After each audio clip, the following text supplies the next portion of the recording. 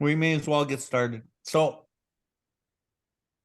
last week we did step 10 out of the big book. We were very, very thorough on page 84 and 85, which is step 10 in the readings, but step 10 as the process. We underlined and we numbered and highlighted essentially on page 84 on the bottom of the first paragraph. So anyone that wasn't here, hopefully you all know what step 10 is in the big book. Maybe not what step 10 is that you've heard at the meetings or what you heard in treatment center, because in the meetings and treatment center are often skewed versions of what step 10 is. So we really, really highlighted that. I will probably at least touch base on that again when we get started, because it'll help us as we move through the step 10 and the 12 and 12, which is what our main reading is going to be tonight. And it will be starting on page 88. So before that happens, I'll pray. Creator, thank you for this beautiful day today. Thank you for this beautiful weather and the sun shining and warming us up and brighten up our lives. Creator, I thank you for this day, for my life, for the gift of life. I ask that you guide us here today on this big book study. And as we leave this big book study, that maybe we're a little more connected to you and can hear you a little bit better in our guidance through our lives and with other people in your universe. Creator, I ask that you guide my words today, my thoughts and my experiences, that I may be able to pull from your power something that is useful to myself on my journey of healing and maybe with somebody else on their journey of healing. Creator, I ask that you watch over all of us on the screen and the people in the program who are trying to do better and be better. Maybe ask, Creator, that you shine a light to the people that haven't found you or noticed you yet, that they see you in some way and maybe walk or seek towards you and find that power that you've given a lot of us here on the screen and in our lives. I thank you for everything, Creator, for my family and my friends and for my life. Hi. Okay, awesome. So again, we're on step 10. We're going to be working out of the 12 and 12 on page 88. But you can also, if you have your big book, keep it open on page 84. Might be a good idea, because I might touch base on that a number of times as we kind of go through. And just something that came to me while these prayers were going on. You know, oftentimes in our journey of recovery, and we're kind of accepted this program, this way of life, and we kind of start moving through the journey of recovery, the primary thought in our head is we start looking for God's will.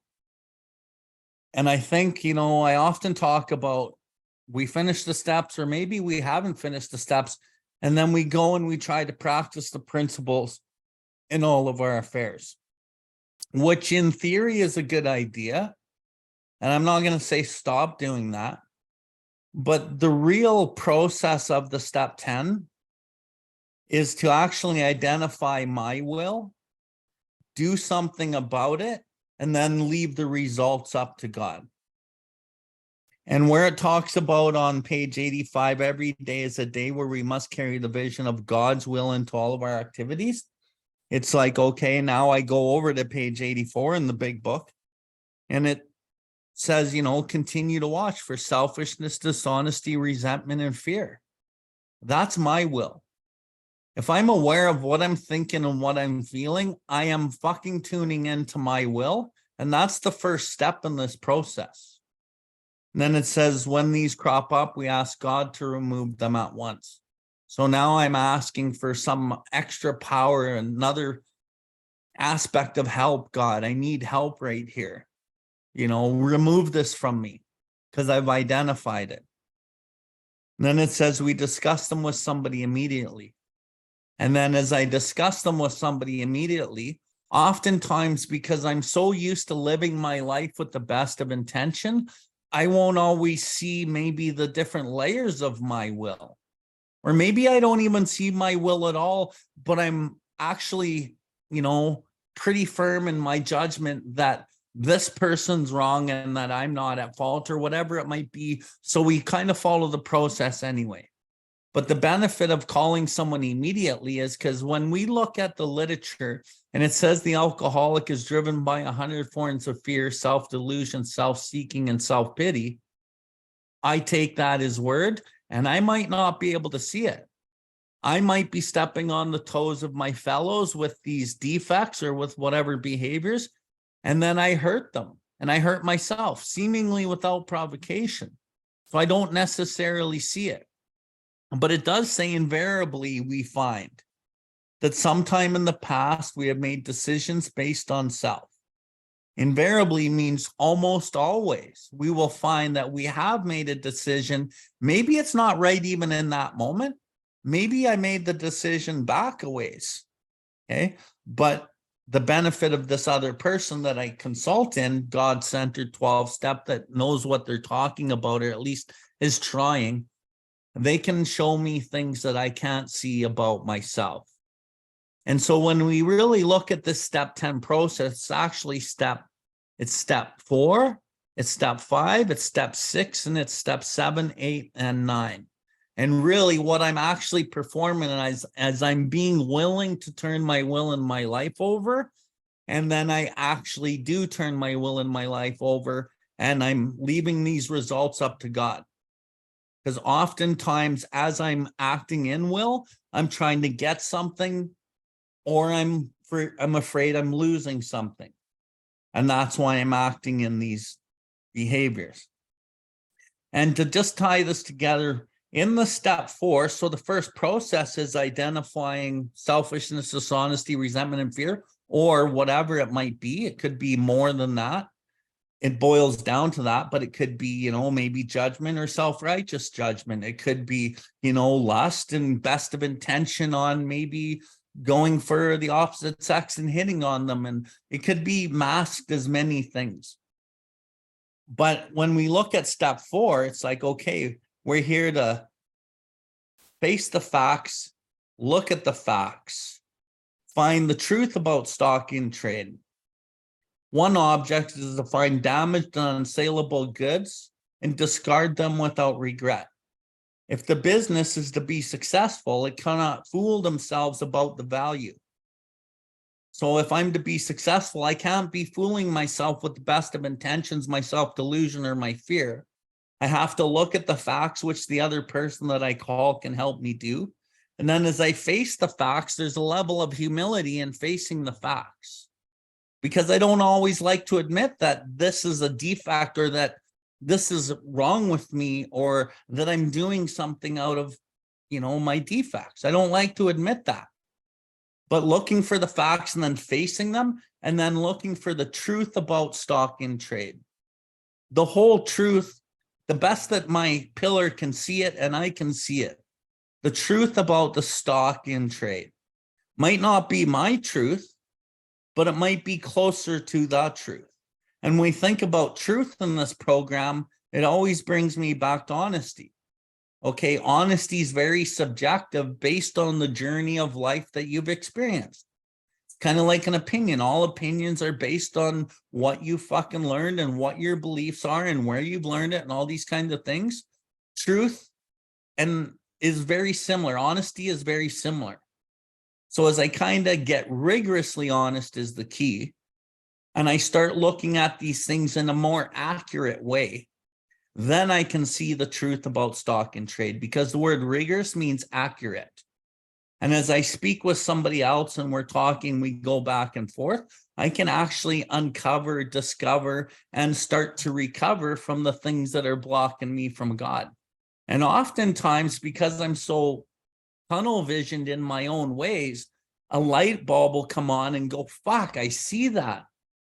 And once I see that, I can fucking now work towards the healing aspect of it. And it might only be a little tiny bit at a time, but that's not the point. The point is that I'm working towards that direction and I don't really stop. And it all boils down to the step 6 theory. What is the theory? Any person, that's us, capable of enough willingness and honesty to like motivate me from these defects to try repeatedly step 6, repeatedly on all my faults, not just some of them, without reservation. Without reservation. That's kind of the goal in this. As we identify and we work towards it, we're going to stop and have a reservation. What's the reservation? It's going to be, whoa, I don't want to lose something and I don't want to look bad, or I'm afraid that I'm not going to get something, or how's this going to go down? And I start fucking figuring out what this is actually going to look like. There's the reservation. And what that reservation is actually based in, it's based in fear. And it's based in the ego. And if you think of the ego like this, ego, that's how ego spell, it's edging God out. So right off the bat, you had a reservation. You're now working in the ego, which is in a fear, and you have now worked in the absence of love. So the goal here at some point down the road is to be working without reservation and doing God's will, which is based in love all the time, as much as we can. And through that process of working in principles and character, you might not actually get what you want, because a lot of what you want or we want is based in what we've already learned, what we think is good for us, what we're supposed to get. I'm this old and I should have this, and that's the way this is, so I'm going to go for it. Or I'm a man and I'm supposed to be like this, so I do this because I'm a man. Or my cultural beliefs, or whatever the sentiment or the ideology in the background says that you should do or be. The thing about this is we have to let go of those old ideas. And the more that we let go of these ideas of what we should be and how we should be based in the ego or the world of the material or what our parents told us and blah, blah, blah, then we start becoming who we're truly meant to be. And I'll kind of add this. I've done like hundreds of step 5s. And a lot of my step 5s go for at least 7 to 15 hours. And the number one thing that I've seen out of the step 5s that I've done over the years is the person's never been able to be who they're truly meant to be. They're living a life based on what society or culture or their family or, you know, what they think they should be based on someone else's ideas. And then it dawned on me in my own life one day, where did I even get most of these ideologies and belief systems that I think are right or wrong? I realized most of them weren't even mine. They were imposed upon me and I accepted them without any fight because I didn't know any different. And now when we get down to this work, we start realizing certain ideas maybe aren't good for us, and maybe certain ideas that we think are really good for us, we have to let go of. It's often like this. We usually think of judgments that we think are bad for us that we need to let go, that block us from God and cause us pain. What about the judgments that you think are good for you? It's the judgments that you don't think are good for you that are just as debilitating and block you off from God the same. But you don't see it because you think that it's good for you. So sometimes we got to kind of let go of what we think is good for us so we can find out the truth of ourselves. And as we journey down this road to truth, I'm going to say truth in our own being,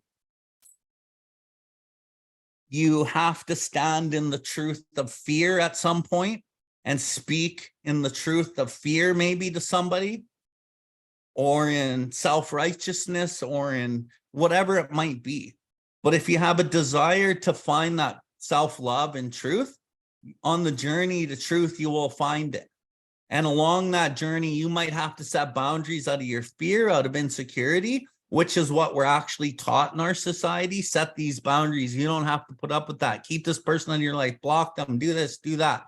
Set these boundaries.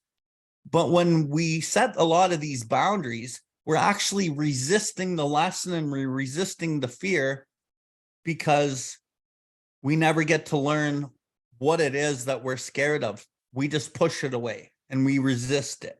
And whatever you resist will always persist. So the beating continues till the lesson is learned, kind of thing. So once we start like looking at every interaction as a lesson and we learn the lesson, and then we can start seeing what's actually good for us. Each group is autonomous, except in matters affecting other groups or A as a whole. We are all autonomous, and we can see where our defects affect other people in the world as a whole.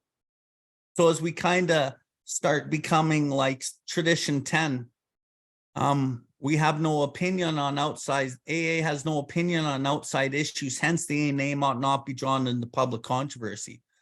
Bill Ward has no opinion on outside issues outside of my own autonomy. And my autonomy means the ability to govern oneself. And most of my life, I governed myself in the defective character that are all based in fear. And what happened? It caused me a lot of conflict and pain and hurt a lot of people.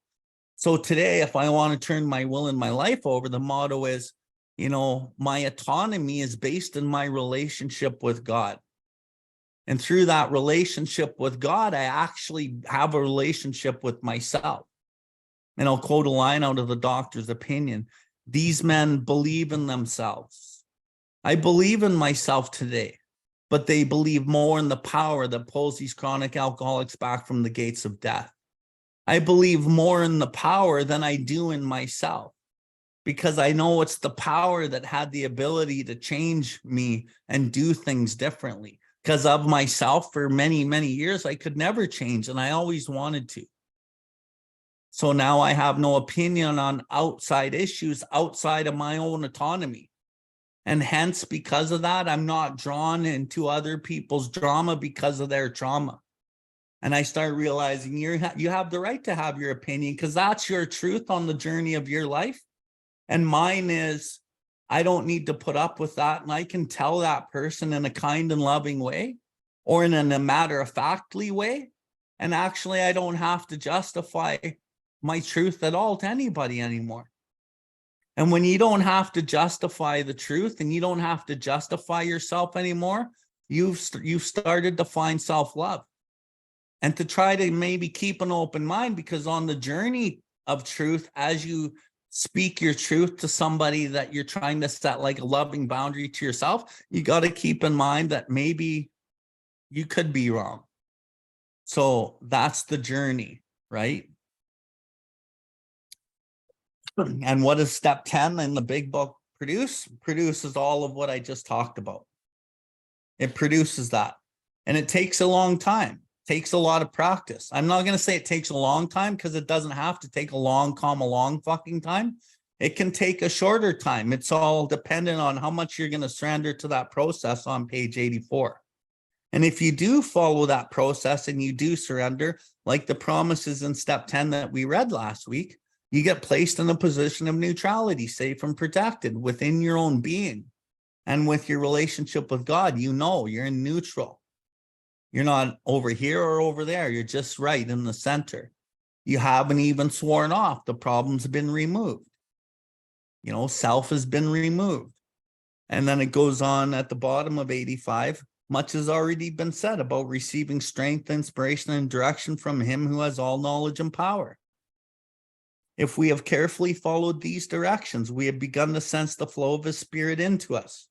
We begin to really feel this God dope, this creator working in us. To some extent, we have become God conscious. We have begun to develop this vital sixth sense. But we must go further, and that means more action. So I begin to develop this vital sixth sense, that one that's based in love for yourself, the one that's based in authentic truth of who you are, and you can feel that and take that power. And as we kind of think about, okay, what does the big book says? It talks about the God inside of me as the unsuspected inner resource. Think about that word, resource. So if it's a resource, It's a version of a real source. It's a resource connected to this loving God that's out here somewhere. So I can find this unsuspected inner resource. I don't need to use all my old traits and habits. And why I'm kind of explaining all this and why step 10 is so important to me in recovery is because the next step is step 11. And as we move into step 11, we really want to source power. Like unbeknownst to us, unbeknownst to man, unbeknownst to fucking people. This power that, you know, you see that person in the room and they really are passionate about God and they pull on this power and you can see that something's really working in their life. They've accessed something maybe different than what you've experienced. And maybe you've been around for 10 or 20 years going, fuck, I wish I had what that guy has, right? Normally, why those guys have that extra power is because they're able to practice this inventory step and clear that channel over time. And then the step 11, instead of giving you like a 1 out of 10 of power, and you always think that that's all you're going to get because that's all you've ever gotten, now you start accessing like a 10 out of 10 power out of your step 11. And that's why it says, but we must go further, and that means more action. So I got to go further, and now I can source more power from the step 11. And all of this together will create removal of self, because we're designed to give, which is the 12th step, and we start giving freely without reservation. Why? Because that is the nature of a human being. And when you think of some of the times you feel the best in your life, it's always by giving. You know, giving your kid a present or giving someone something for free or fucking doing something kind, because that's how we're actually wired. And that's why it feels so good, because it's based in love. But we're conditioned to work from selfishness and fear.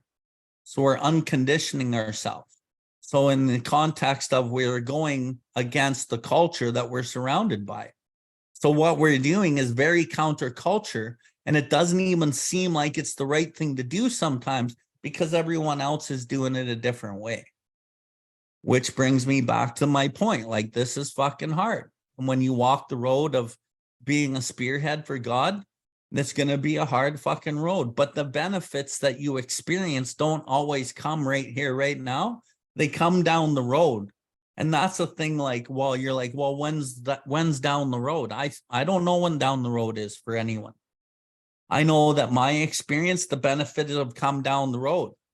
When I worked hard on not fucking women at my own disposal, when I worked hard at not just chasing the money and like having the status behind whatever that job was, when I worked hard at, you know, whatever it might have been in my recovery, judgment in a meeting, judgment with somebody else, working hard at these things and bringing God in, it's really paid off for me. Very simply, by the step 9 promises is kind of how it looks, right?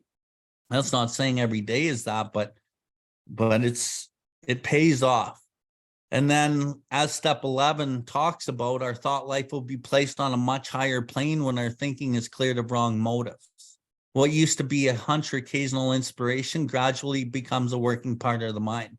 So your thought life, your level of consciousness rises when your thinking is cleared of wrong motives. So if you're vibrating at a higher level, working in loving principles, you're going to start attracting what it is that you are, which is very simply why Bill W. in the chapter Sex Conduct on page, 68, at the bottom of 68 there, I think it was, he talked about, molding your safe and sound sex ideal for your future.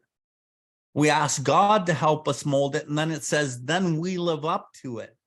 Why do we live up to this? Because that's what we will attract at some point. In your friendships, in your intimate relationships, in the world of the material and all of these things, we start attracting what we are. And we've all heard of the law of attraction, right? And it doesn't just mean you think about shit and get it. A lot of us think about that shit and still get the shitty end of the stick. because the basis of our being is still based in fear, and we're actually manifesting more fear. So this allows us to manifest more love and more goodness. And then we really have what the big book talks about, a profound alteration in the way that we live and see life. Profound alteration, right? So let's get started on page 88. Before I get going, does anyone have any questions? Okay. Page 88, 12 and 12. Step 10. Continue to take personal inventory, and when we were wrong, promptly admitted it. As we work the first 9 steps, we prepare ourselves for the adventure of a new life. But when we approach step 10, we commence to put our AA way of living to practical use day by day, in fair weather or foul. Then comes the acid test. Can we stay sober, keep an emotional balance, and live to good purpose under all conditions? So it's giving you what you should already have by this point after working the first 9 steps.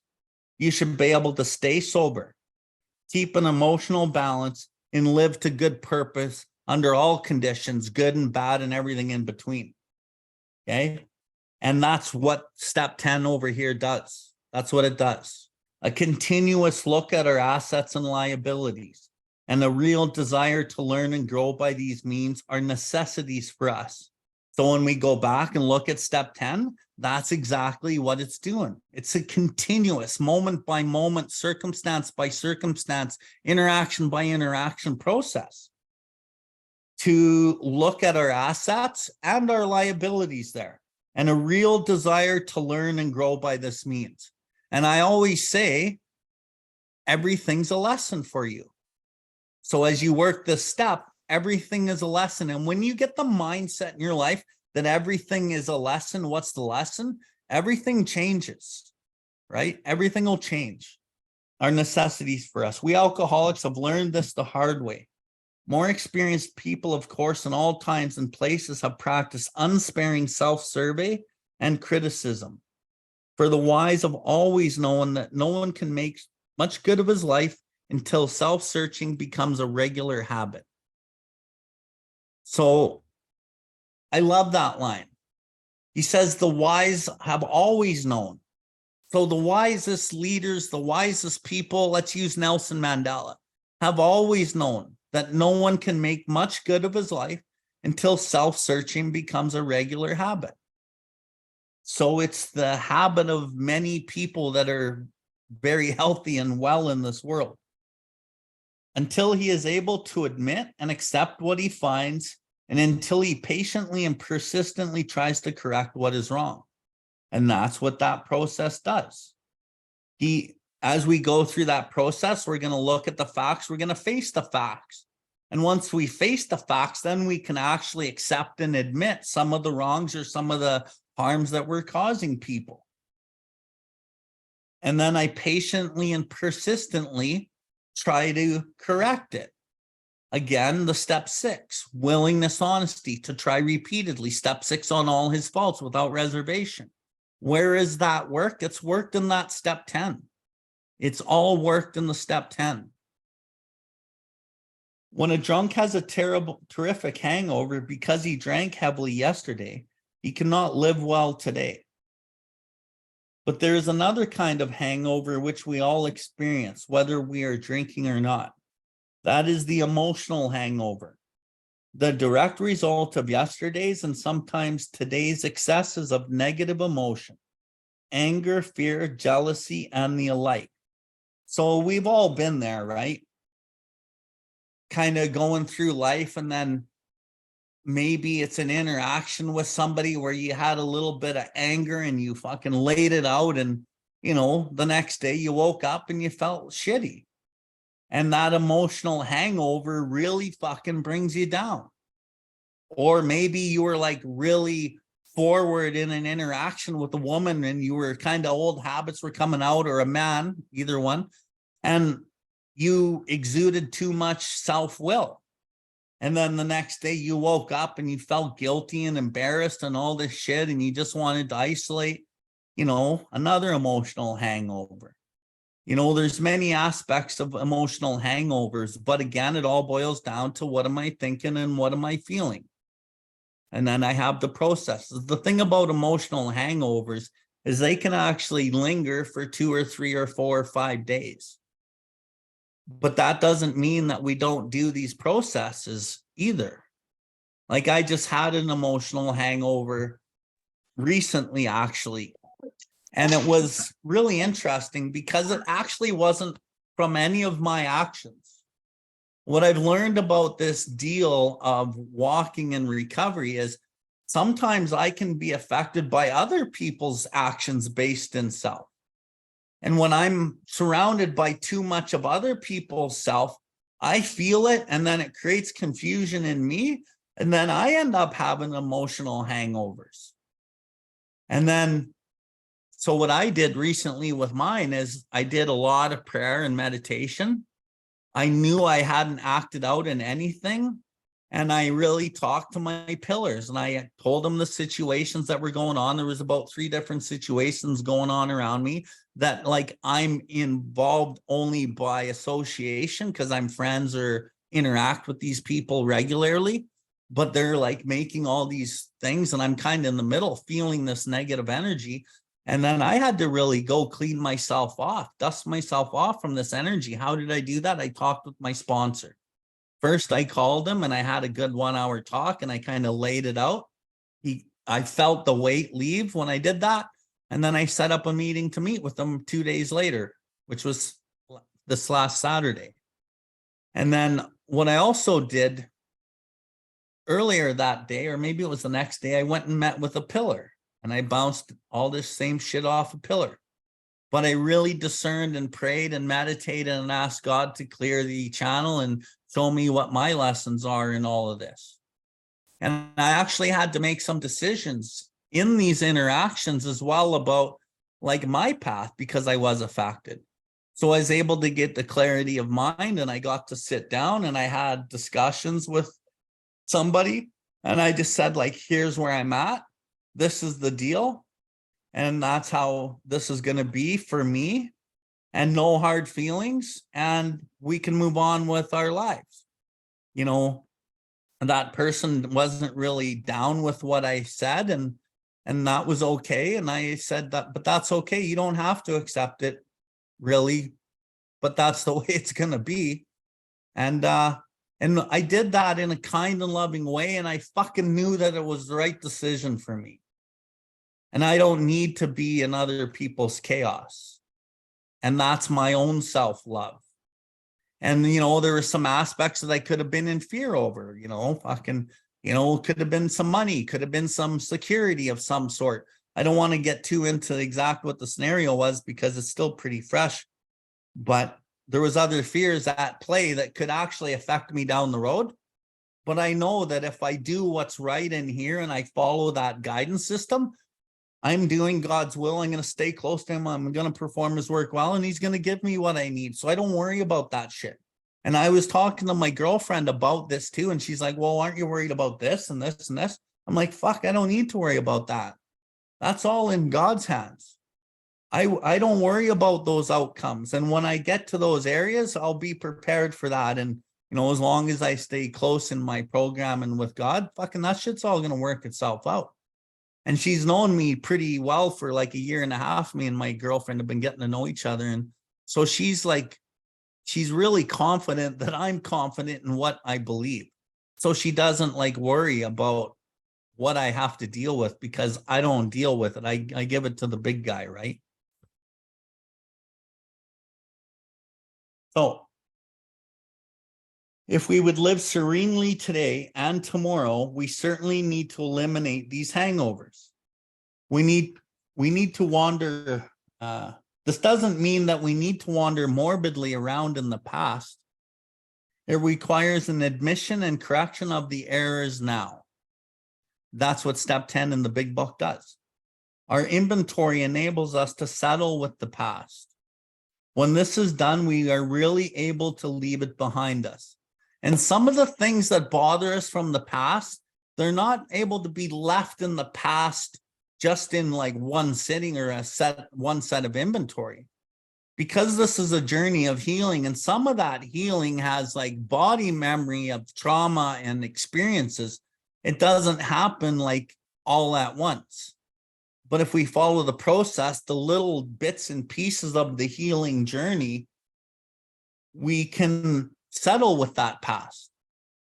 And it just slowly starts working over time. But if we stop and we kind of go back to the old patterns, and here I'll give you an example, not perfect example, but you know how in the big book it talks about the, essentially, I don't really like using this, but the obsession of the mind and then the allergy of the body.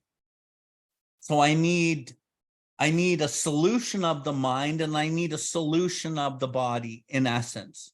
So when I go through life and I get disturbed, a lot of the disturbance comes in my mind.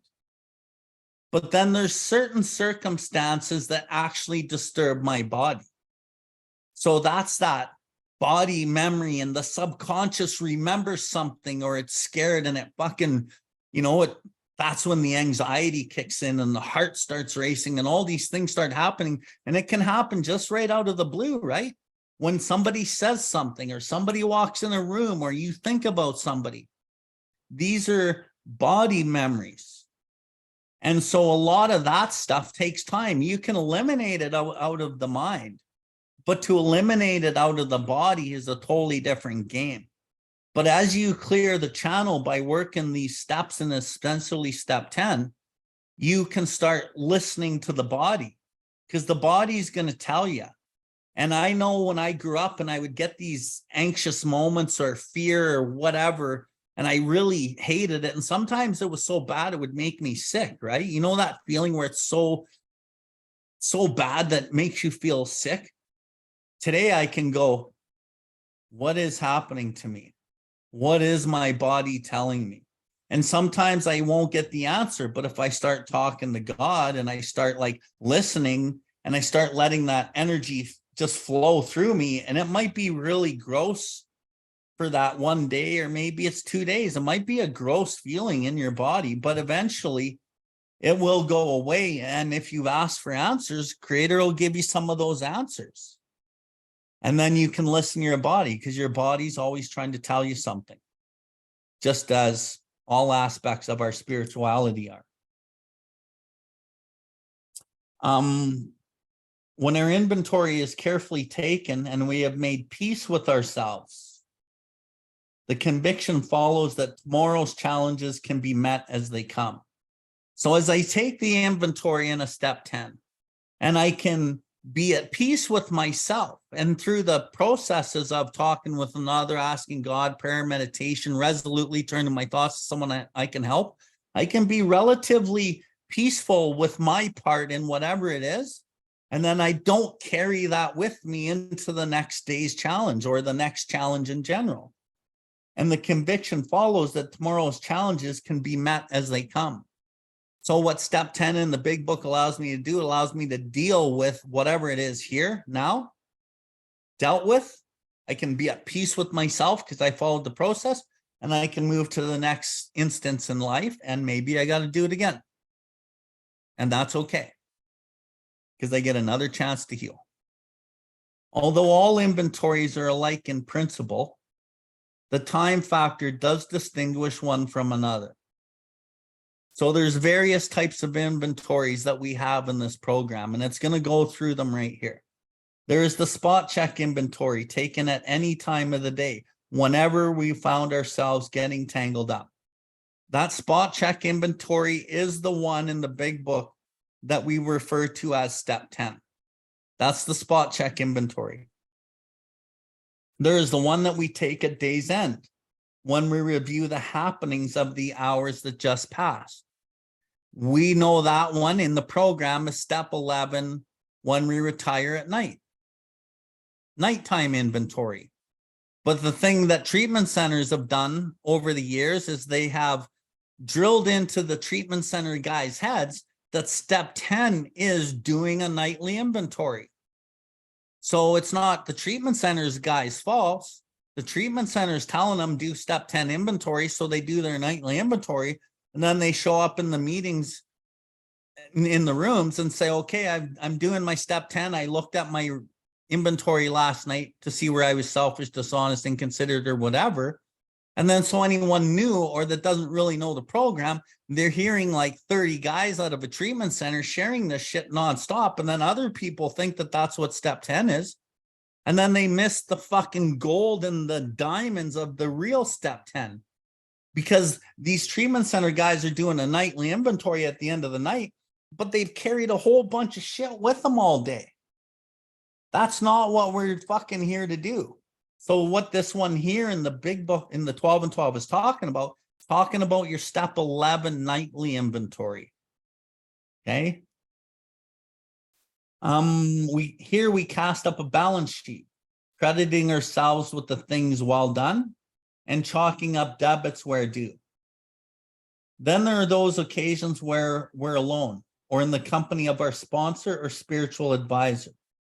So maybe it's alone at home doing some my own journaling. Maybe it's in the company of my sponsor, like I was with the other day. And then the very next day, a spiritual advisor, say God-centered 12-step pillar. We make a careful review of our progress since last time.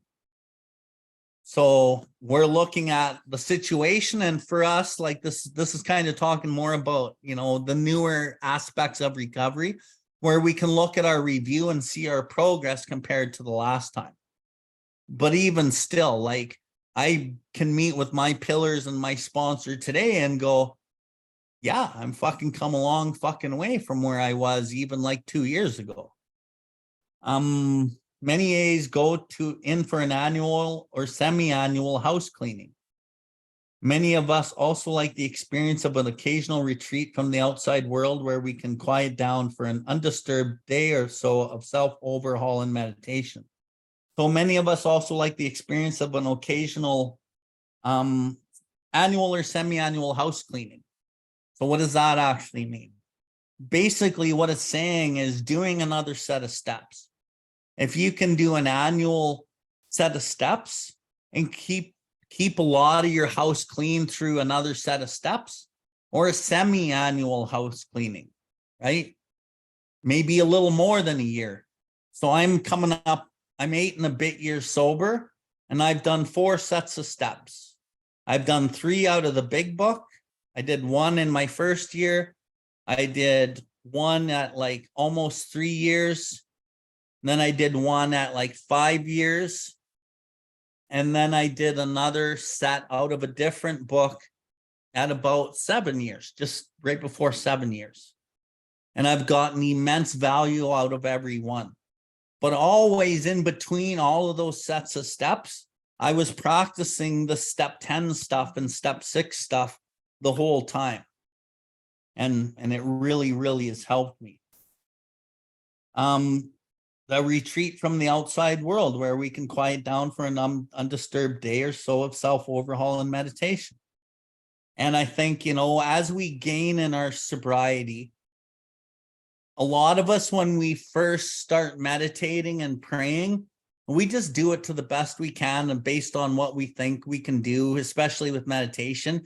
And maybe we're not like super good at it. And even prayer, there's like better ways to pray than others in prayer. And I know the most important part about prayer or meditation is to just do it. But as we gain traction in our recovery, there's actually better ways to do prayers and better ways to do meditation. But usually for most people in meditation, if it's done at all, really doesn't really gain any real traction in the person in recovery's life till usually about 3 years in. And if you keep trying meditation, you keep trying different things, eventually you will produce great results in your life because meditation is actually a game changer. But the meditation game changer aspect will not take effect if you're not practicing step 10. Because you will only get out of a 10 out of 10 that you can get out of meditation, you'll only get a 1 out of 10 or a 0.5 out of 10. And you won't really feel much big differences because you're just basically sober, self-willing some principles into your affairs and wondering is this all there is? Like, there's got to be more than this. Well, there is a lot more than that, but it takes a consistent, persistent commitment to change, follow the 10, and then step 11, especially with meditation, really starts expanding. And when I talk about, there's certain ways to pray that are better than others. The big book talks about, in Bill's story, Bill writes, never was I to pray for myself, except how my request bore on my usefulness to others. Then I may expect to receive, and that would be in great measure. So just in that statement alone, Bill W. writes, never was he to pray for himself, except on how it bore on his usefulness to others. Most of us will pray a lot for ourselves. And although it's good intention is actually behind it, there's so much more value in kind of learning how to flip that and really just praying for, how can I serve you, God, in the best way possible? How can I help your kids? And a lot of times we will pray for people who are sick or who we think should be well or change or whatever, right? I learned this through reading the book Seed of the Soul. And I'm also going to touch base on it in step 11 right here, right now, since we're here. And we'll probably read this later, but I want to read something out of page 104 in the 12 and 12. Okay, actually, let's go 103, bottom paragraph, almost bottom paragraph. Of course, it is reasonable and understandable that the question is often asked, why can't we take a specific troubling dilemma straight to God? And in prayer, secure from him, sure definite answers to our request. This can be done, but it has its hazards. We have seen AAs ask with much earnestness and faith for God's explicit guidance on matters ranging all the way from shattering domestic or financial crisis or to correcting a minor personal fault like tardiness. Quite often, however, the thoughts that seem to come from God are not answers at all. They prove to be well-intentioned, unconscious rationalizations. So you might be in a relationship that God's shaken the foundation of the relationship, and you keep praying that God fixes this relationship and fucking give her what she needs so that she can be a better partner and give me what I need. But maybe God is like shaking you two apart because he's got somewhere better for you to be. But because of our codependency and the subconscious body memory habits that are so strong, we hang on to these things because we're not willing to let them go without reservation. And we can't live and work in love, so we live and work in fear. And what do we create? We create total inner destruction in like a not a good way, a lot of confusion. And we will often block ourselves from all aspects of God when we're living in that degree of selfishness. Well-intentioned, unconscious rationalizations. That is such a beautiful line. The AA, or indeed any man who tries to run his life rigidly by this kind of prayer, by this self-serving demand for God replies, is a particularly disconcerting individual. See, when we kind of live by the well-intention, the good intention, underneath intention is the motive. And the motive is based in self-centered fear in that scenario I gave you. And that's what this literature is telling us right here. And it's a self-serving, self-seeking, self-centered, selfish way to pray, which we don't get the results that we're looking for. That's why when I quoted that line out of Bill's story, never was I to pray for myself, except on how my usefulness bore on my request to others. My request bore on my usefulness to others. How can I serve? How can I serve? To any questioning or criticism of his actions, he instantly proffers his reliance upon prayer for guidance in all matters, great or small. He may have forgotten the possibility that his own wishful thinking and the human tendency to rationalize has distorted his so-called guidance. And often I will share in these studies that I do and in meetings, there's a fine line between fucking real intuition that's based in love and God, and intuition based in fear. And a lot of times when we sit there, if we haven't done the work, we think we're fucking all spiritual and shit, and we'll listen for the answer, and fear actually overrides real intuition, and we mistake that for God's will, based on exactly what this line is saying. The human tendency to live in fear, not identify like real love yet, to rationalize, has distorted his so-called guidance. Not developing the vital sixth sense, it's so far away from this guy still. But a lot of these guys won't go and talk to their pillars or sponsor, do the inventory, because they're way more too concerned with the business of being self-satisfied. So here we go. With the best of intentions, he tends to force his own will into all sorts of situations and problems, with the comfortable assurance that he is acting under God's specific direction. Like, that is so common. And a lot of people that know me, they will hear me share in the meetings, the theory of God is not enough. The idea that you're turning it over to God is not enough. And that's why I emphasized when I started the study tonight that we don't need to guess what God's will is. Don't guess what it is, because you're going to guess, God's will is for me to be with this woman or that guy. That's God's will. I know it is. Well, I've mistaken God's intuition with an intuition of fear based on my old body memory, and my defect is actually running these things. With the best of intention, God's will. The theory of God.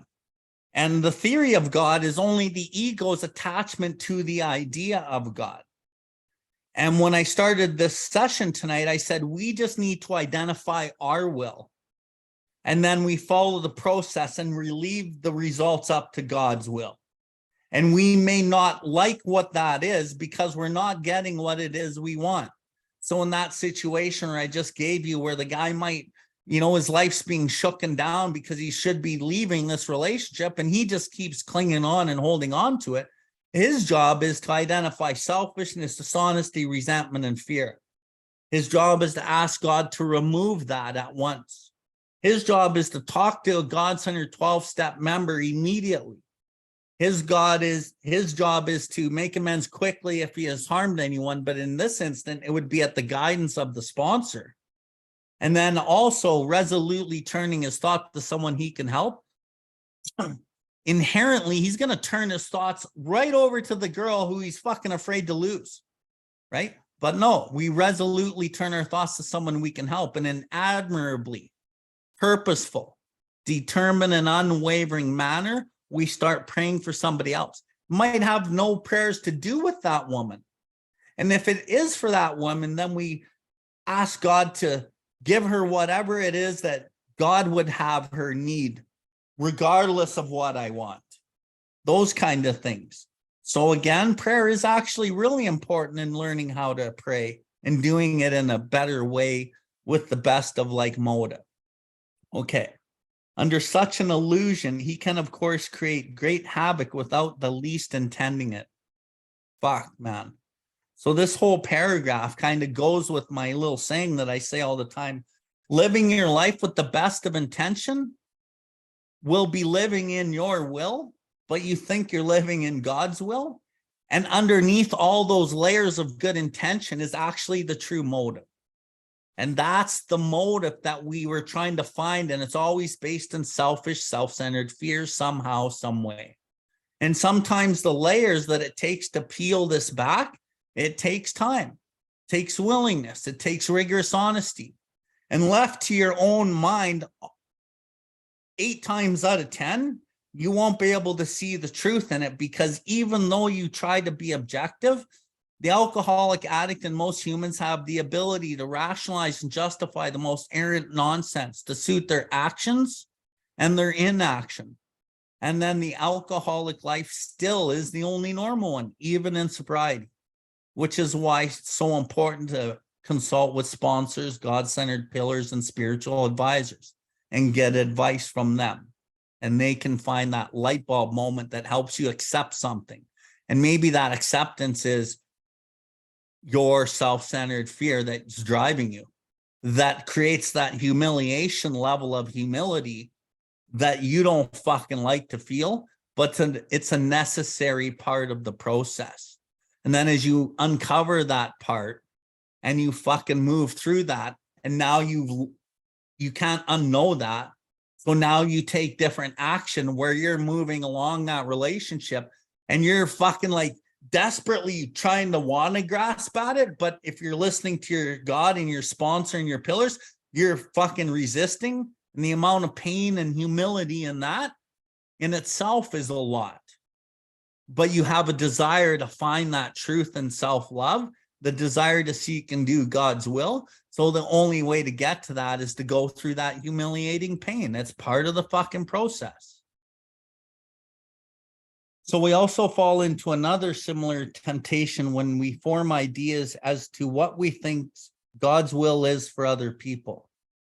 So this is what I was talking about. This is really important.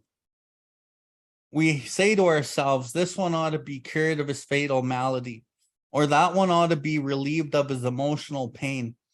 And we pray for these specific things. Such prayers, of course, are fundamentally good acts, but often they are based on the supposition that we know what God's will is for the person whom we pray. So we will pray, I hope that person is cured, or I hope that person learns their lesson. I hope that person, that person, that person. And maybe it's even our own family member on their deathbed, right?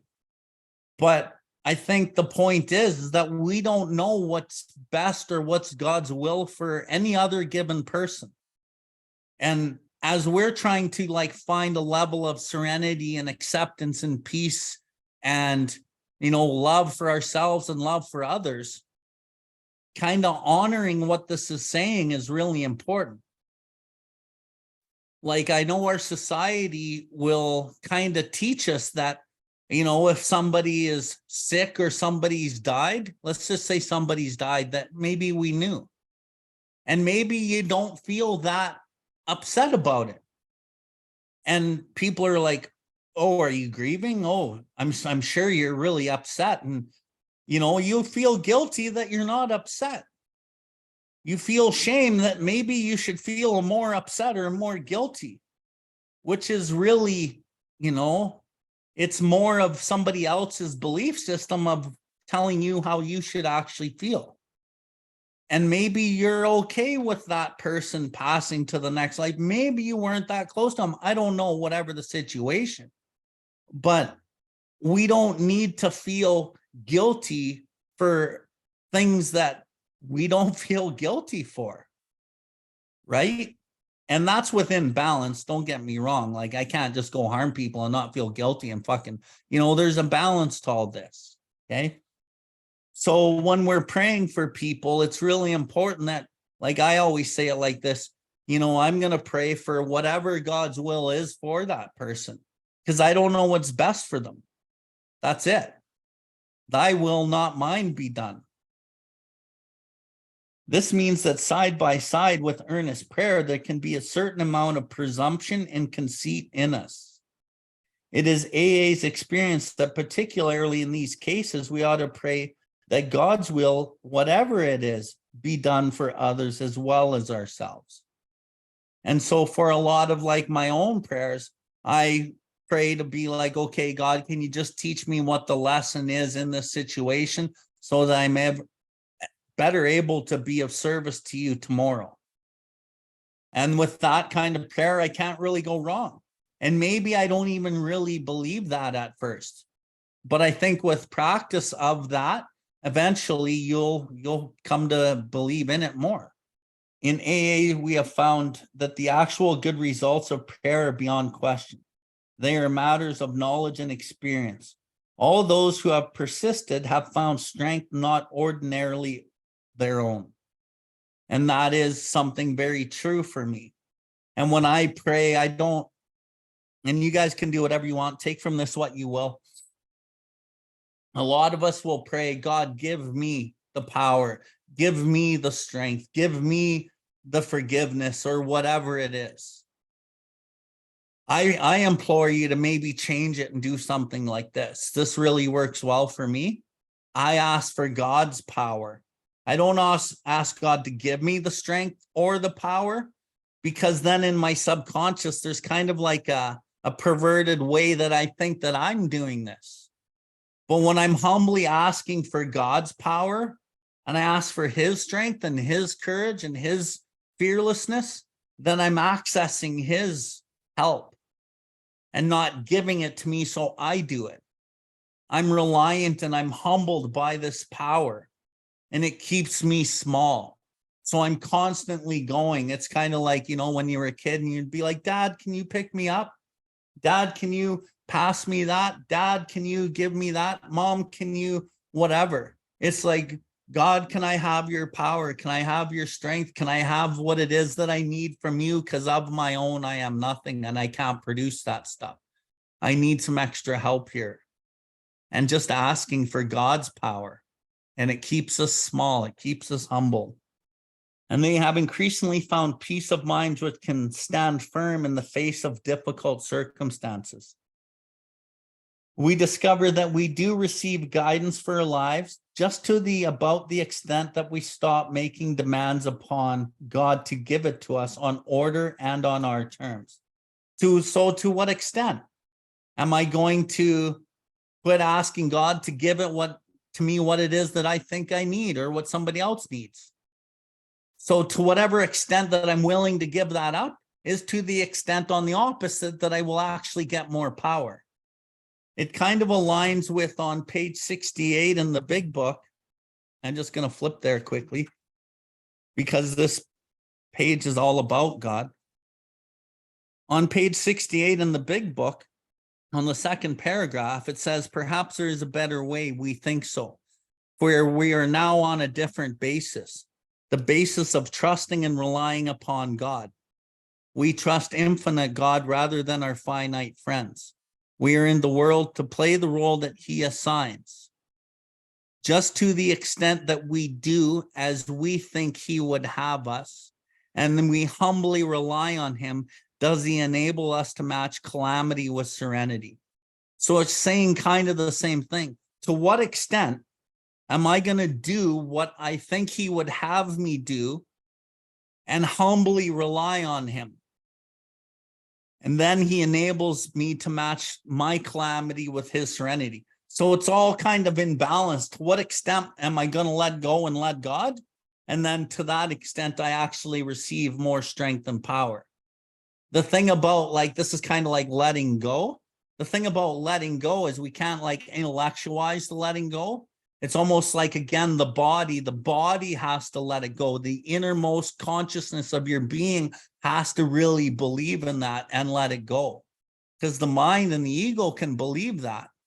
But once you really are humbled and you're sincerely, to what extent are you going to do what you think he would have you do in that situation? Then he can match his serenity with your calamity. That's kind of what that is saying.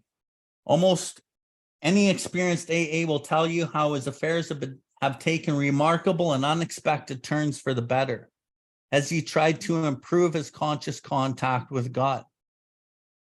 He will also report that out of every season of grief and suffering, when the hand of God seemed heavy or even unjust, new lessons of living were learned, new resources of courage were uncovered, and that finally, inescapably, the conviction came that God does move in mysterious ways his wonders to perform.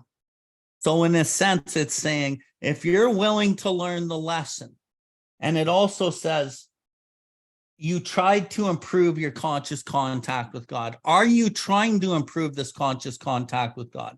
Then out of every season of grief and suffering and pain, if you're willing to learn the lesson, even when it seems unjust or the hand of God is really heavy and it doesn't seem right, new lessons of living were learned and new resources of courage were uncovered.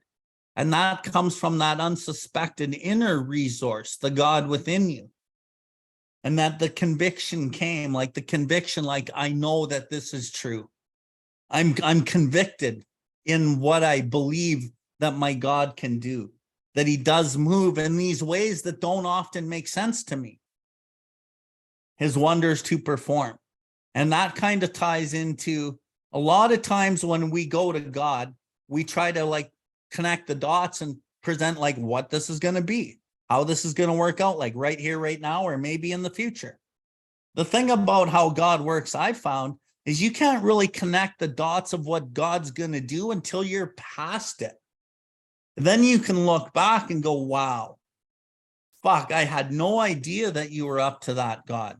That relationship that I thought was God-given and you shook to my fucking core and I fucking tried to grasp and hang on to that for dear life. I had no idea that you had a plan over here for me with somebody really genuine and beautiful and who loves me for me. Had I stayed in that, I never would have found this. And that's where I talk about, you know, our thought life is placed on a higher plane when our thinking is cleared of wrong motives. And when we identify the motive, we turn to God, we talk to pillars, we grow through the emotional turmoil, and we keep seeking God in all of these aspects, good or bad, doesn't matter. And we'll leave it there and we'll go back to the step 10 in the 12 and 12 on page 89. Okay, so we're in the middle of the page. And we're talking about all the different types of inventories. And I know a lot of people in the program get pissed off at how much inventory there is. It's like, I know for me, it's like, do I got to always do this inventory? Am I always having my inventory taken by my sponsor? Like, when do I just get to live and not look at every single aspect with a fucking microscope on what I'm doing? Well, there's kind of an answer here. Well, aren't these practices joy killers as well as time consumers? Must AA spend most of their waking hours drearily rehearsing their sins of omission and commission? Well, hardly. The emphasis on inventory is only heavy because a great many of us have never really acquired the habit of accurate self-appraisal.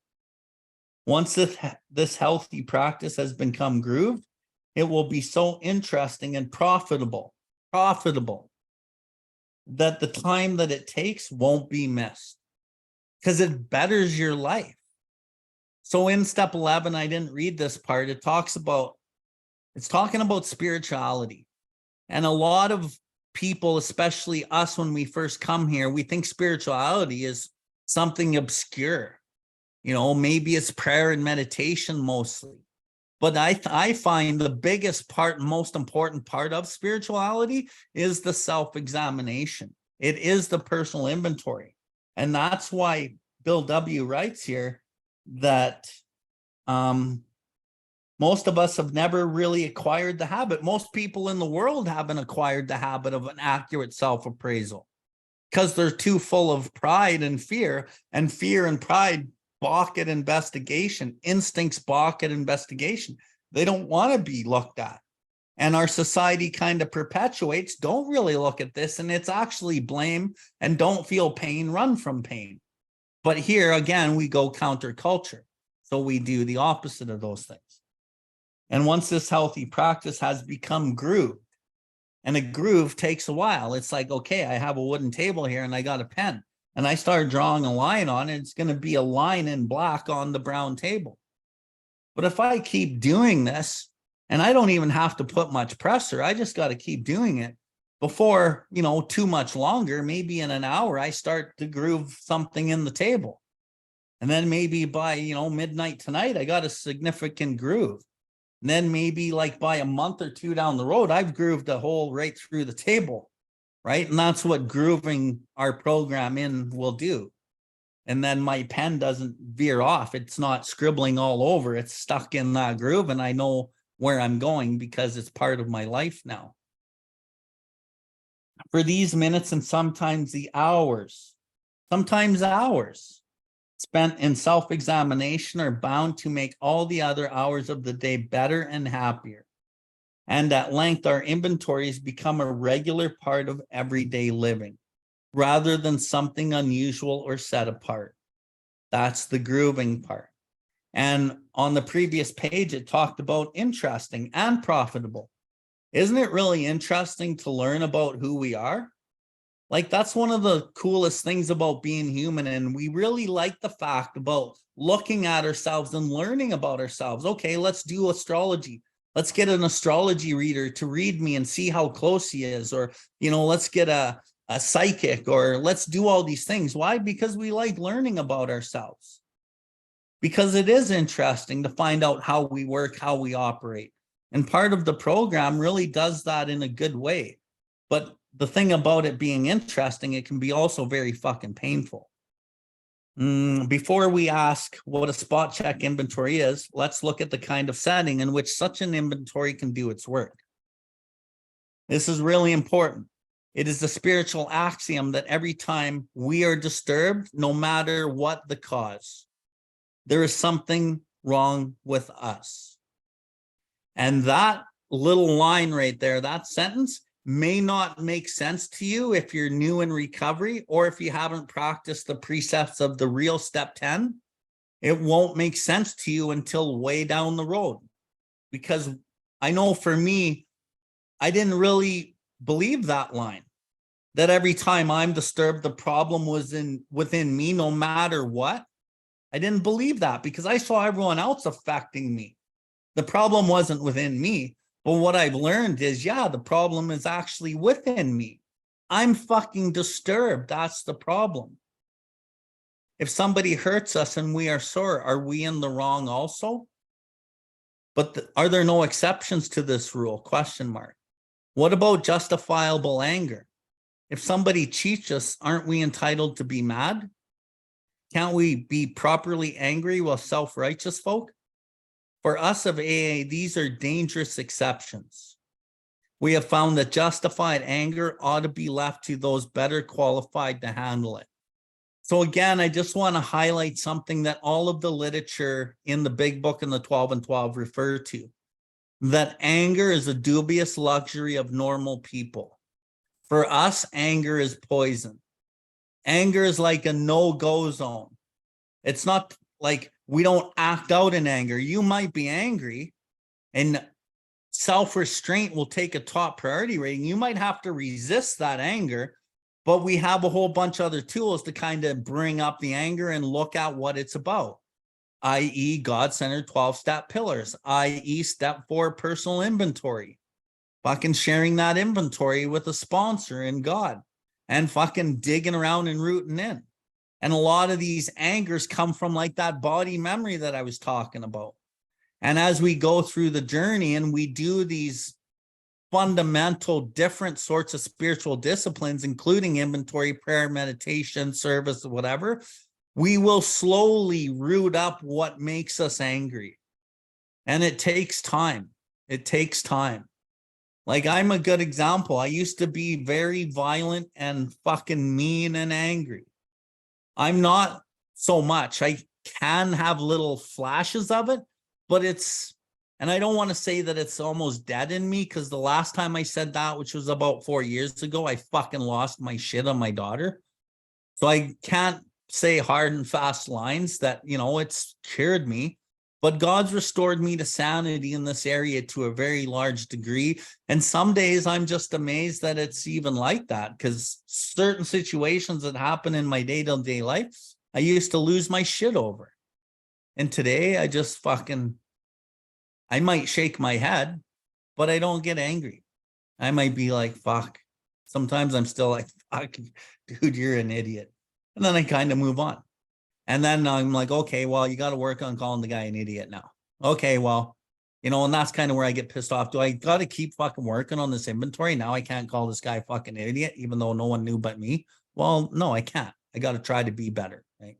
If somebody hurts us and we are sore, okay, sorry. Can't we be properly angry with self-righteous folk? For these are dangerous exceptions. We have found that justified anger ought to be left to those better qualified to handle it. Few people have been more victimized by resentments than we alcoholics.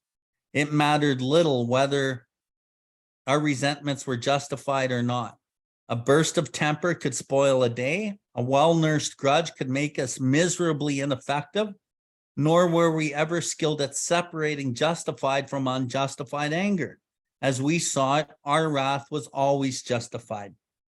And I like the well-nursed grudge, because that's kind of like a cunning one, right? That's where I judge somebody in a meeting and I hate the way that he is or how he shares or how he talks or how he reads, how it works or whatever. And this is actually one that happened in my life. There's this guy and I really didn't like how he talked and read how it works and all these things. So subconsciously, this is all coming out right now in the share. And, but he never really did anything to me. But then over like 3 years of me nursing this grudge, a well-nursed grudge, could make us miserably ineffective. So what happened with this resentment was, because it wasn't one where the guy punched me in the face and I resented him, he didn't do anything to me. I just didn't accept him the way he was. And this resentment just dug roots into the ground. And it took me a good year to undo the resentment that this judgment had. And where it had to finally break is I had to approach him and ask him to go for coffee and have a talk so I could see the humanness in him, because I had built such a wall between us. And that wasn't easy either. That was based on a lot of pain because I didn't want to do that. As we saw it, our wrath was always justified. Anger, that occasional luxury of more balanced people, could keep us on an emotional jag indefinitely. These emotional dry benders often led straight to the bottle. Other kinds of disturbances, jealousy, envy, self-pity, or hurt pride did the same thing. A spot check inventory taken in the midst of such disturbances, in that moment when jealousy, envy, self-pity, hurt pride, or something pops up, we continue to watch for, boom, they pop up. Such disturbances can be of great help in quieting stormy emotions. Today's spot check finds its chief application to situations which arise in each day's march. So the chief application where we almost always apply it is in the situation of each day's march. As we're marching through the day, circumstance by circumstance, we do the step 10 inventory. The consideration of long-standing difficulties had better be postponed when possible, 2 times deliberately set aside for that purpose. So long-standing difficulties or defects or whatever, we can set time aside and really focus on certain aspects. Maybe you have an issue with lust and you're sleeping around like crazy and you know you need to work on this. So we set time aside for these long-standing difficulties, deliberately set aside to deal with these purposes, and we really hone in on certain aspects. Maybe it's anger, right? Maybe it's whatever. And the reality of anger, which is a headline, it's like the Las Vegas Lights, anger and lust are just big words. Underneath the layers of those, what I found as a sponsor, it's usually emotional security, a lack of emotional security. We're just looking for something that we haven't gotten in our life somehow, some way. And so that's where, looking back in our lives with our sponsor, talking about these things and trying to do different things, we can find self-love. Like a lot of our own journeys of our lives, we have never really learned to form a true partnership with another human being. So our sponsor is actually the first partnership that we really form that's of real value. And why is it the most important relationship that I tell my people when I work with them? Because we've never really learned how to do it. So if they can make me the most important relationship in their life, and then from there it can be another male or female, from there it can be the opposite sex, friendship only, and from there intimate relationships can really take off because that person's really learned how to be in touch with themselves and have a relationship with themselves and with other people, and then success is pretty awesome after that. Okay. The quick inventory is aimed at our daily ups and downs, especially those where people or new events throw us off balance and tempt us to make mistakes. In all these situations, we need self-restraint, honest analysis of what is involved, a willingness to admit when the fault is ours, and an equal willingness to forgive when the fault is elsewhere. We need not be discouraged when we fall into the error of the old ways, for these disciplines are not easy. We shall look for progress, not perfection. And really all of that is contained when we work that actual step 10, the way that it's laid out. We continue to watch for, ask God, talk to somebody immediately. The sponsor of the pillar is going to give you some guidance on maybe forgiveness and, look at, where the fault was at yours and admitting that and all that. Resolutely turning our thoughts to someone we can help. Maybe, we're praying for somebody else and forgiving them, right? And the other thing is, because alcoholics are so perfectionist or like to beat themselves up, which is pride in reverse, we will often, when we fuck up in these processes, we will shame ourselves a little more. But I found as you get like 2 and 3 years sober, you start to forgive yourself. You start to really generate like some real self-love. And then when you do fuck up, which isn't a fuck up because in your mind, you're like, it's not a fuck up anymore. Yeah, I made a mistake, it seemed like, but I made a decision that I hurt somebody with, and now I learn and I grow from it. So I'm not going to shame myself because I am gaining in some traction and progress and God's will. And so I don't need to do that anymore. So it usually comes down the road with 2 or 3, 4 years of sobriety. You really start generating self-love. And then, at 4 and 5 years sober, you're able to stand in your truth and talk your truth because you fucking do love yourself, and you don't need to accept everyone and everything around you and every situation and how people treat us or what they're doing. Okay. Our first objective will be the development of self-restraint. This carries a top priority rating. So it's saying the first objective in this path is self-restraint. When we first start this journey, sometimes it's just don't fucking say anything.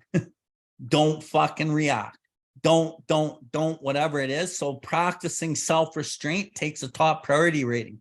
It kind of aligns with what I talked about last week, where it says in the step 10, love and tolerance of others is our code. Sometimes it has to start with hate and tolerate. Sometimes I just fucking hate you and I got to tolerate you. And that's the beginning of the journey. That's kind of what this is saying. When we speak or act hastily or rashly, the ability to be fair-minded and tolerant evaporates on the spot. So when I'm in a situation and I act or react hastily or rashly, my ability to be like fair-minded and calm and accepting, it evaporates on the spot because now I'm just consumed with the calamity of self. One unkind tirade or willful snap judgment can ruin a relation with another person for a day or maybe a year. So if I don't practice self-restraint, I don't like what you say and I fucking lose it on you, that unkind tirade or snap judgment, I can ruin that relationship right here, right now. And it could last for a fucking while, maybe a year, maybe it never gets mended because that person doesn't want that shit in their life, right? And that I've seen that in my own life in the years past. Nothing pays off like restraint of tongue and pen. I love that.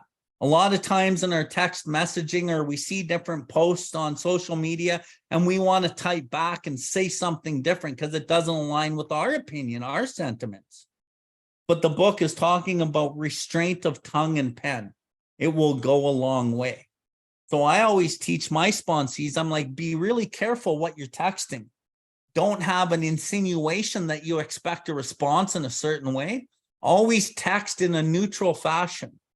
Ask a question in a neutral fashion. Reread it before you send it. Because a lot of our communication is set in an expectation that we want an answer the way that we want it. But if you start texting and communicating in like a neutral way, then you can receive it in a neutral way. And you give them the ability and not have the pressure on them to respond a certain way. Have you ever got a text where you're like, fuck, what the fuck is that? I have to respond in a certain way to that. But it's really nice when somebody sends you a text and it kind of gives you an open end to respond however you want. And maybe you don't even have to respond in the next hour or two. Sometimes they will write you a text and you're expected to answer right away. And if you don't answer right away, fucking the person gets mad at you. And we got to watch those kind of things. And as I text my girlfriend, let's say, and I just kind of say something nice and I don't expect a return text, then it allows me to have acceptance on that she's going to text me when she's free. And then when she does text me, I actually enjoy it more because I haven't set the self-righteous expectation on it. So these are like little micro types of things that really help us like navigate. How you do the little things is how you're going to do the big things. And it's really important to do the little things in a good way and really watch what you're posting. And then, so another thing on social media, and I'm good at this. I am mindful of this very rarely. So Bill Ward has no opinion on outside issues. There's a lot of fucking issues on social media. There's a lot of fucking people arguing and fighting over different aspects and judgment of what they believe is right. And I see the fucking rage and the force and the disconnect and people not being nice to each other. And I could respond to some of that, but Bill Ward has no opinion on outside issues outside of my own autonomy. Hence, because of that, I'm not drawn into public controversy. I'm not drawn into that shit and then having to defend myself with a whole bunch of, nasty texts myself. So that's really important, to really be neutral in your approach. Mind you, when you really believe in something, there's a way that you can say it too, but other people aren't always going to view it the way that you intended it either, because we're always talking from our lived filters and experiences, and people hear and listen based on their lived filters and experiences, and all people don't really connect, and so it doesn't always align. So if you are going to put an opinion out there, just be mindful that you may get responses that maybe upset you. But the lesson's yours again, always. Okay. We must avoid quick-tempered criticism, furious, power-driven argument. So it says avoid these things. No fucking go zone. These are based in pure anger. They do not fucking happen for us. We may need to go for a walk. We may need to step aside, fucking go for a drive, whatever. But we do not engage in those things, or try not to. The same goes for sulking or silent scorn. These are emotional booby traps baited with pride and vengefulness. The first job is to sidestep the traps. So the other person, they're going to bait you. It's like, okay, here's the meat. Are you hungry? Come and get it. And your pride is hurt, so you fucking try to grab it. You're being baited by their defect. And your defect is responding, so you're fucking going after it. But these are all booby traps. They're just traps that don't get us anywhere. How many times have we gotten in fights with our friends or our partner or somebody, and we just went back and forth, and by the end of it, fucking nothing's resolved and we're just more hurt? Because nothing ever comes out of it that's actually positive, right? You've torn that piece of paper, and to repair the pieces of paper and put them back together, you can't do it. You can tape them back together, but the fractures are still there. Our first job in these areas is to sidestep the booby traps. Go for a walk. Say, I'll carry this conversation on later when you can talk to me civilly. So what I started learning, this is a few years ago now. This was with my ex-wife when she was super mad at me for like destroying our lives. I would want to talk to her, and she was super mad and aggressive and angry with me, and rightly so in the sense. But I told her, until you talk to me in a civil manner, I can't fucking talk to you. And then we'd talk, and she'd get all grumpy and mad again. And I'd be like, fuck, until you can talk to me in a civil manner, I'm not having this conversation. And they were conversations we needed to have. But until she could like come into it calmer, I couldn't have the conversation. And I have the right to demand like a civil conversation. I don't have to fucking put up with that shit anymore. And I won't. And when you look up the word civil, I think it means in a kind and respectful manner. For we can neither think nor act to good purpose until habit of self-restraint has become automatic. Disagreeable or unexpected problems are not only the ones that call for self-control. We must be quite careful when we begin to achieve some measure of importance and material success. For no people have ever loved personal triumphs more than we have loved them. We drank of success as a wine which could never fail to make us feel elated. When temporary good fortune came our way, we indulged ourselves in fantasies of still greater victories over people and circumstances. Thus, blinded by prideful self-confidence, we were apt to play the big shot. Of course, people turned away from us, bored or hurt. And I love how he wrote that. Thus, blinded by prideful self-confidence. So when I used to have my company, before I ever came into the program, I had a company, I made a lot of money, I had really nice vehicles, a really nice house out in Chestermere. Like I had it going on in that world. And like, I remember looking back, like buying my truck. It was really fancy. It was the nicest Dodge 1-ton single wheel extended mega cab with the leather and sparkly gold in the paint and fucking had everything. And I remember driving that feeling so fucking good. But it was based in this pride. And all of the things that I owned were based in that pride. And that's kind of what this is talking about. We can't fall back into that shit, okay? Blinded by prideful self-confidence. So I always felt like confident because I had the money and I had the stuff, but I was blinded by that this actually wasn't me. I became what it was that I thought I was. I became the identity of my company. I became the identity of the truck. I became the identity of my house. I was the house. I was the truck. I was the business. My whole being was that. And what I've learned in recovery is my self-confidence, like I said earlier today, I believe in myself today in a way different way than I did when I owned that company, but I believe more in the power. I believe in God. And through my relationship with God, I have actual fucking self-confidence, not based in the blinded side of pride. I'm not saying that I can't get blinded here and there, but for the most part, I don't fucking put a lot of stock into those things, but I don't deprecate material achievements and successes either. I just have to remember where I came from, and I use those things that I might achieve as tools to fucking pack into the stream of life today. It's much different. Blinded by self-confidence. Hold on, Dale. Let me see that. Is blinded by self-reliance. Yes, yes, yes, yes. You know, that's why I said, instead of praying that God give me these abilities to maybe go into this meeting and like knock him dead in the meeting, God, give me the strength and the courage. I'm going to go into this meeting and I need to fucking step up to the plate and pull out some good things here. So I don't ask for God to give that to me. So I go in because there's an underlying subconscious supposition once I'm done that I did this. And then I give myself a good old pat on the back, like, holy fuck, Bill, you were good.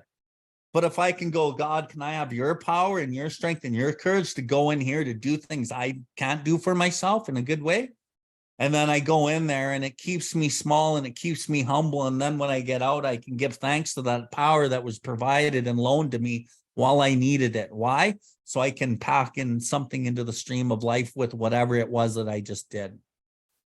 Okay. Of course, people turned away from us and we were bored or hurt.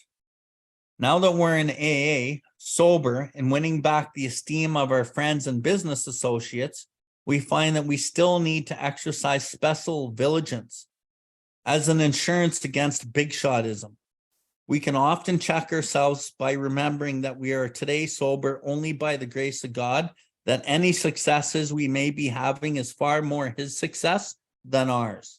And trying to keep that mindset as we re-enter back into the world of the material and the society we live in is very difficult.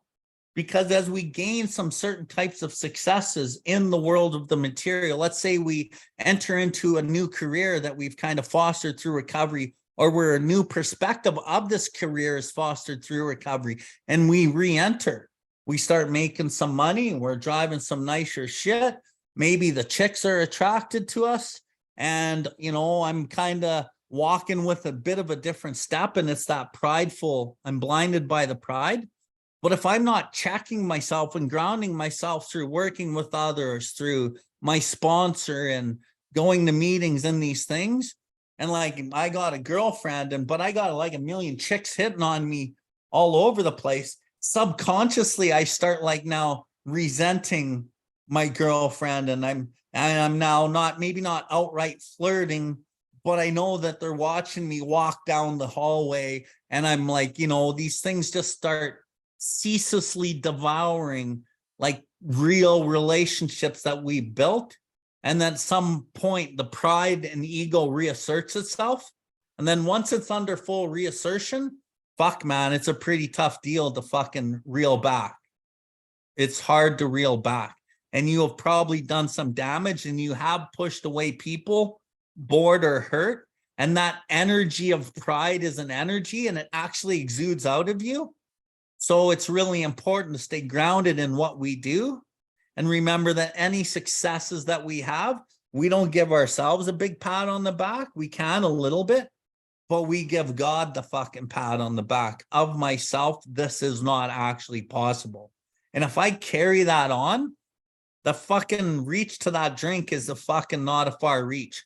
I might even get a year or 2 or 3, but I'm actually on banana peel trail, but I can't see it because my mind isn't actually what needs to know that. It's like in here, but my mind will convince me that I'm okay.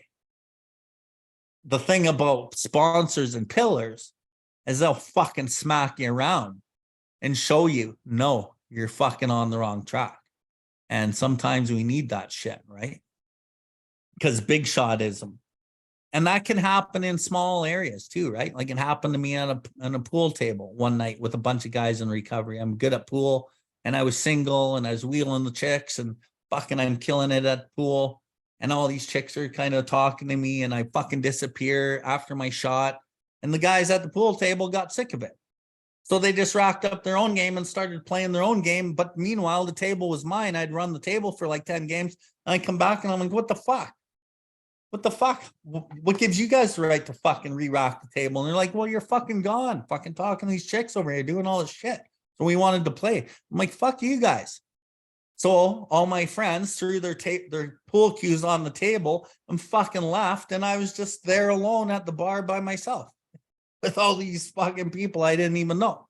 And I felt like a total fucking piece of shit.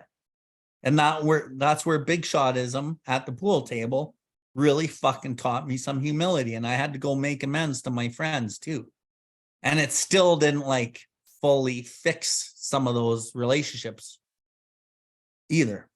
So, you know, finally, we begin to see that all people, including ourselves, are to some extent emotionally ill and frequently wrong.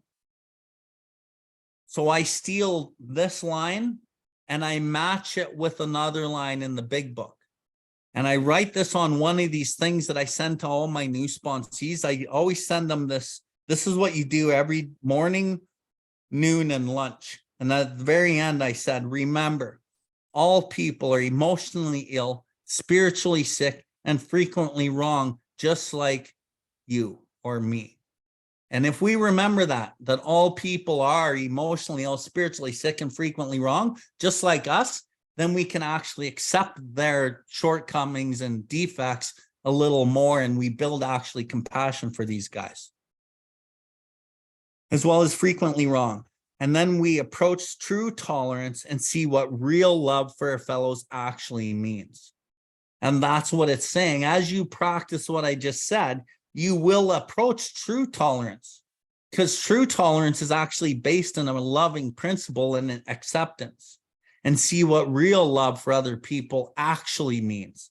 And I love how you wrote actually means, because our version of what we think love is has been skewed by society, by our traumas and our filters for so fucking long that we don't know what real love actually is.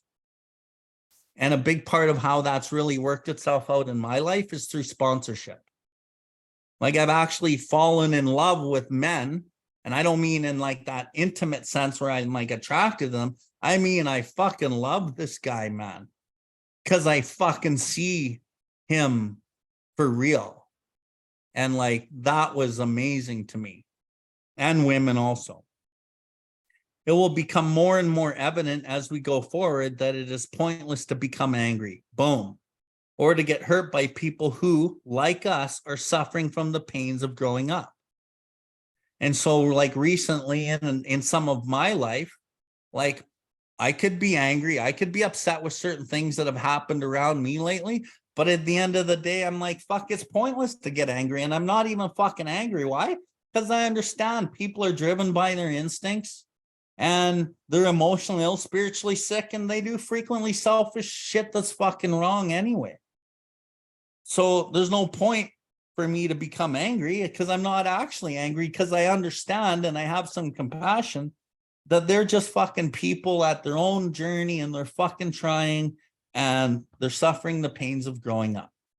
It just sucked that I have to be part of the negative energy and the shrapnel of people growing up. But in the same breath, that's kind of the role that I've accepted in my journey of recovery. I fucking help a lot of people. I'm going to be fucking subject to that energy. So I got to fucking accept that, because that's just part of the fucking game for me, right? And it's not always going to be perfect. So, you know, it's funny because I had a sponsee, I'm going a while back, and I sponsored this person, and I got them, like, I spent a lot of fucking time with this person, and they had been around for a while and never really heard the real program. And then they saw me at a big book study, and then they kind of kept their eye on me. And then eventually they asked me, and I said, no, I couldn't. And then one day they caught me kind of off guard, and they let me know they really want to fucking try to work for God. And that really hit me in the right spot. And I said, okay, I'll fucking take you on. Let's do this. And then I sponsored them, and we got really far, and everything was getting stirred up, and like, we're smashing beliefs, we're smashing their ego, and we got really far along. And then they thought they had it figured out. And then they come to my house and tell me what's up. And they're telling me how this should go. And I'm like, no, that's not how this is going to go. That's not how it goes. Everything that I've been doing with you, unbeknownst to you, you don't fucking know what I'm doing, has been in order to teach you some lessons about you and get you on a path that's really fucking positive. And your relationship with me is really important. And for you to come in here and say all that shit, fucking, it's not really a fucking good way to go. I like, just from my experience, I said at the end of the day, I think maybe we should just fucking call it off here. And then I could tell they didn't want to, but because they didn't want to like beg for mercy, the pride was hurt, and they said, yeah, I think that's a great idea, and blah, blah, blah. And then fucking that was it. Step 8, fucking done. And then, you know, of course, the person's resentful. They go spread fucking shit about me, and people are telling me, and I fucking, it's not like I haven't been through this shit before. I just stayed the course, man. I fucking know. I've fucking been doing it long enough. I know people are emotional, spiritually sick, frequently wrong. They're going to do all these things. They did everything that I expected, but I just kept the course. And then fucking a while later, they called me, and they were fucking really, really sorry. And we're reconnected, but I'm not their sponsor today. And then like the last time I talked to them, they were pretty much crying and said, I really fucked up that night. And I'm like, yeah, well, it happened for a reason, right? And, you know, I never held judgment to you. And here we are today, and we're fucking still close, and we're doing it a different way. But, you know, that's just kind of the pains of growing up. But anyway, such a radical change in our outlook will take time, maybe a lot of time. Not many people can truthfully assert that they love everybody.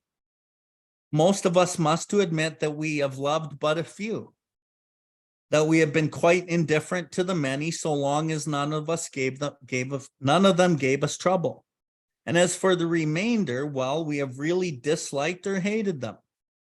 Although these attitudes are common enough, and they're very common in our society and in our program, we AAs find we need something much better in order to keep our balance. We can't stand it if we hate deeply. The idea that we can be possessively loving of a few, can ignore the many, and continue to fear or hate anybody has to be abandoned, if only a little at a time. So it doesn't even give you the option of not practicing forgiveness or love for all people. But a lot of people will just do what it says here. I love but a few. I'll be indifferent to the many, so as long as none of you guys fuck with me, I won't give a fuck about you. You stay out of my life, I'll stay out of yours. And for the remainder, we have really disliked or hated them. And these are really common attitudes. But really, for us, we have to take a different approach. And I always go by the big book, and this is one of my favorite lines, or our literature.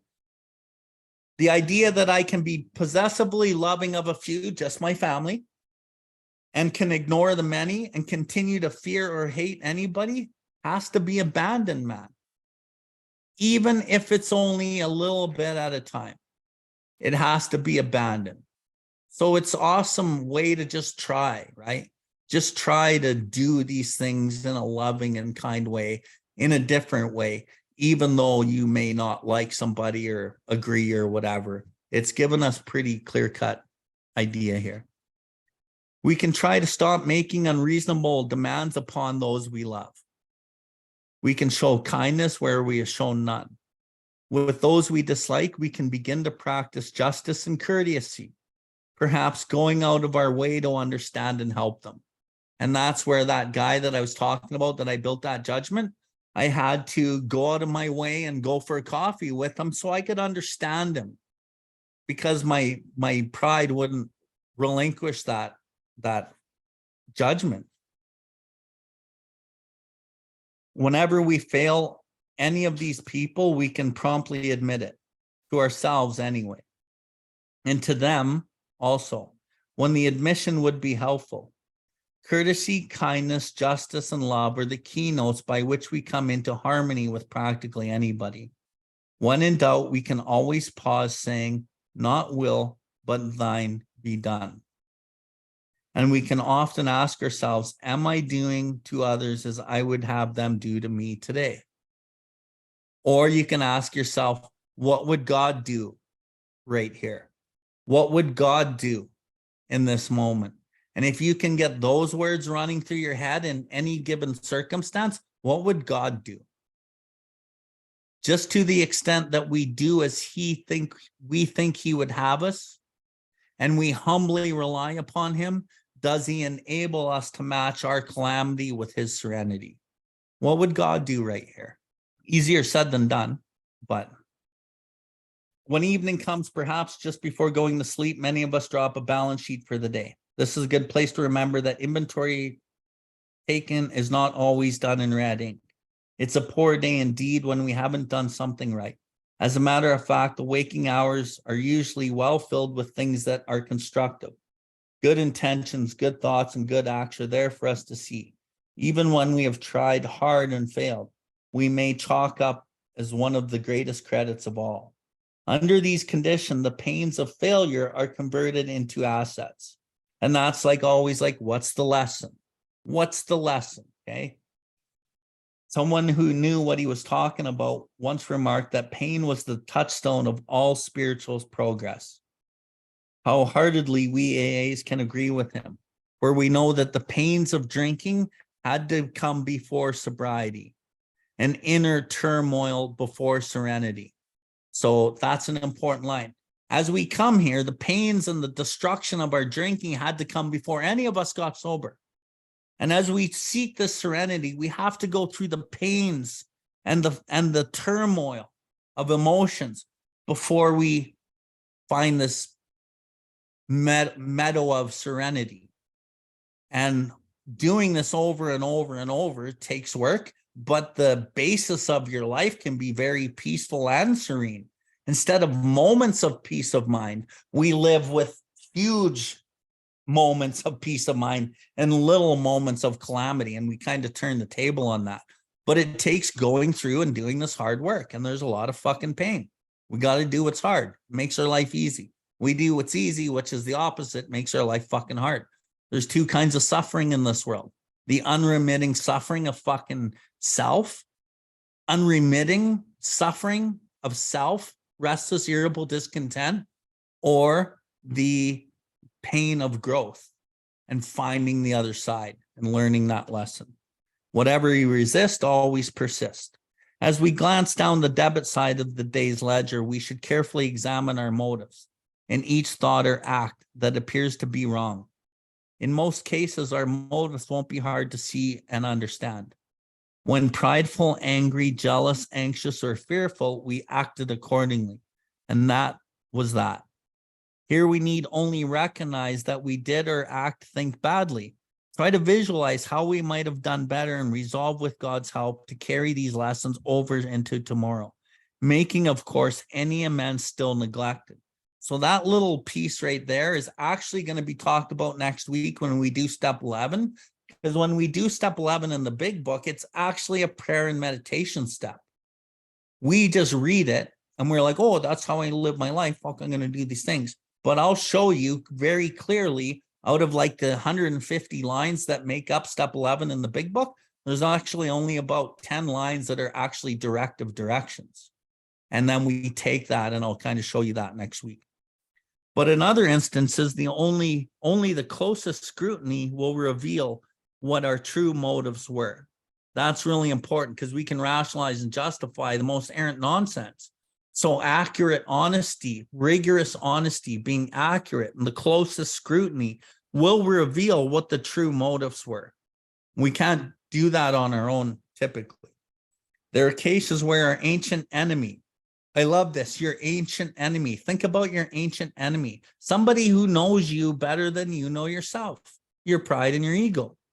Rationalization is your ancient enemy, but it seems like it's your friend.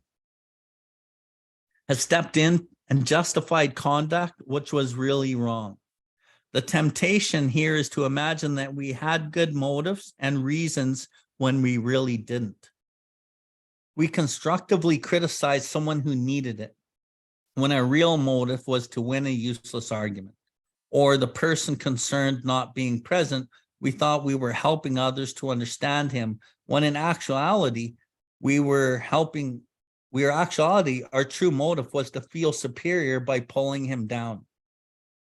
We sometimes hurt those we love because they need to be taught a lesson when we really want to punish.